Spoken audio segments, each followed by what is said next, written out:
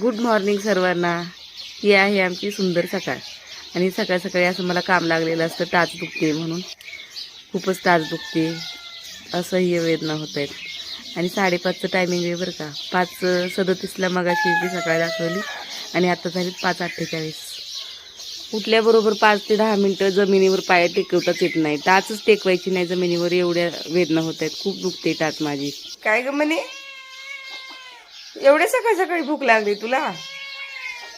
बघा बरं किती सुंदर गजर आहेत आमच्याकडे.